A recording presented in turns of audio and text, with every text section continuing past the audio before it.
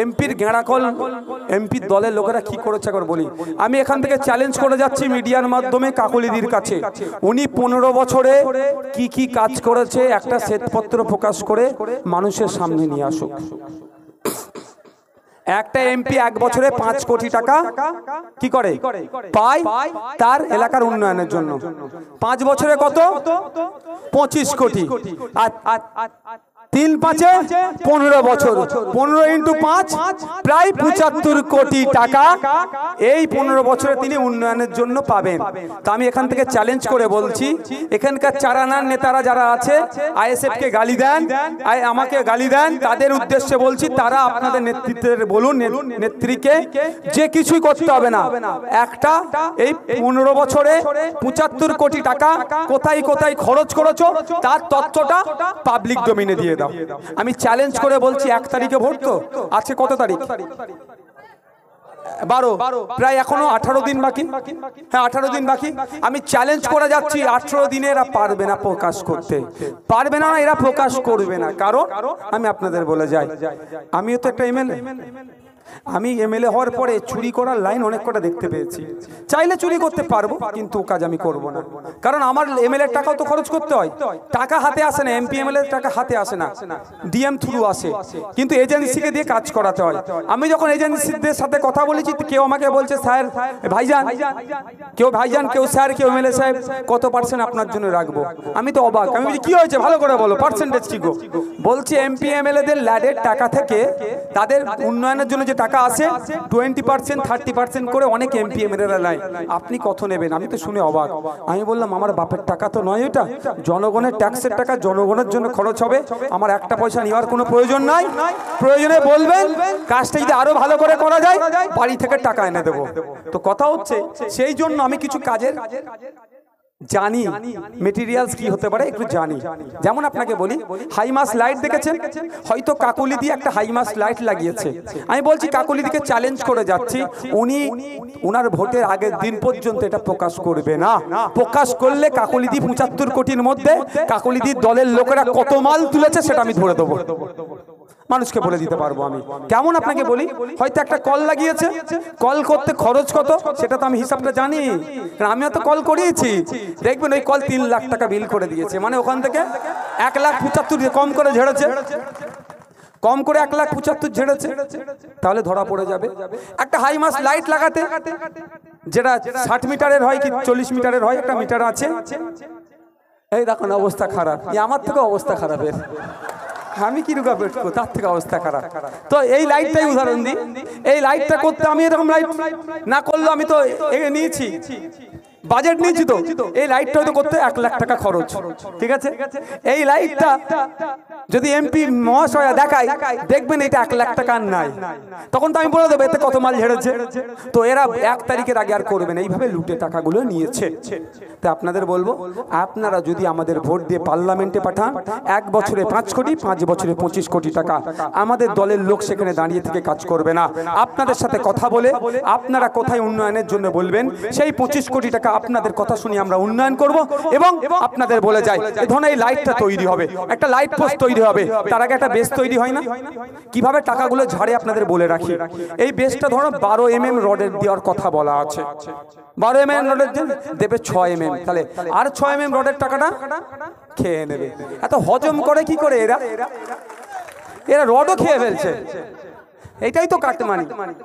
তো এরা তাহলে 6 mm এর টাকা ঝেড়ে দিল। তো আগামী দিনে আপনারা যদি আমাদের সুযোগ দেন, যে কাজ আমরা করব তার আগে একটা শিডিউল টাঙিয়ে দেবো।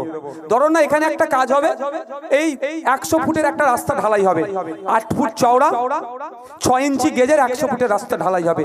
ওখানে শিডিউল পুরো থাকবে, কত বাই কত পাথর, কত ইঞ্চি, মানে 5 বাই 6 পাথর হয় না, কি পাথর থাকবে, কত সাইজের পাথর, কোথাকার বালি, কি কোম্পানির সিমেন্ট, কত mm রড, টোটালটাই আপনাদের সামনে শিডিউল করা থাকবে।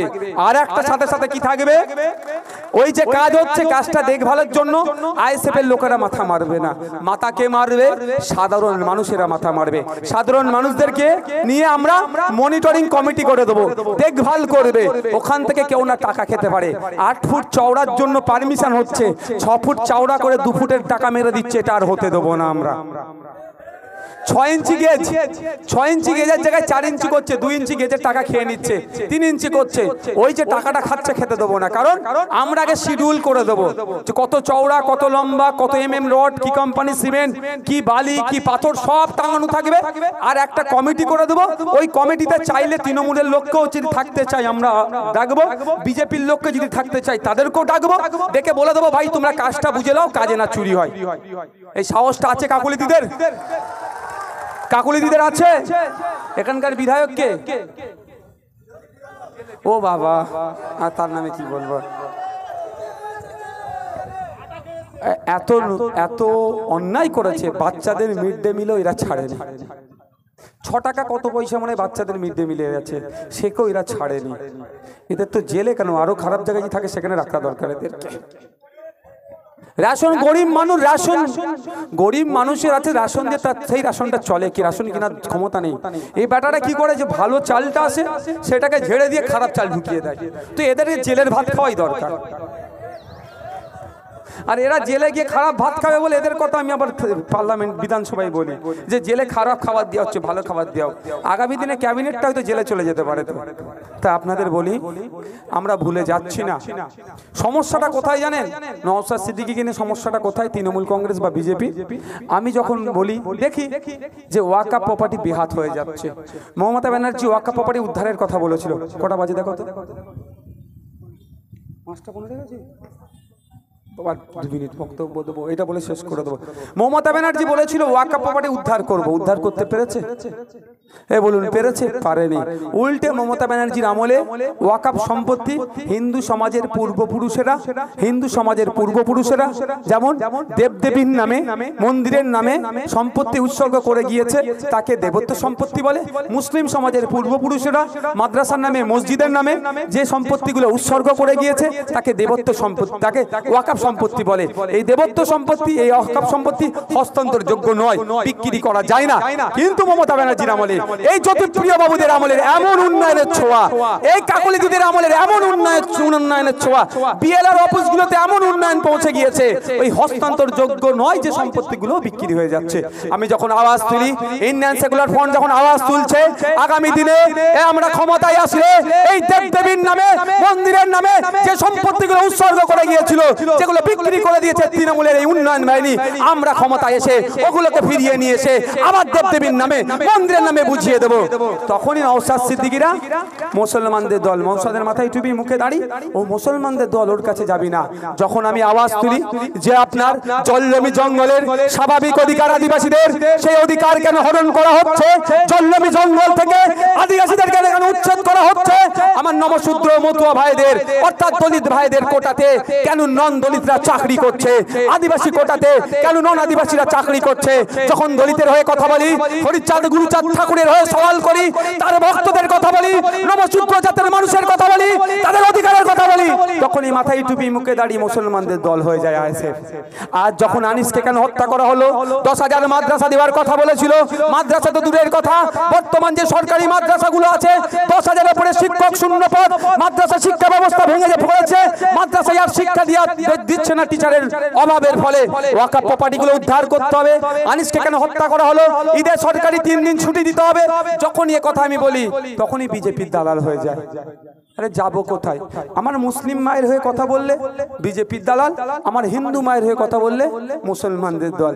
যাবো কোথায়? বলা কি বন্ধ করে দেবো?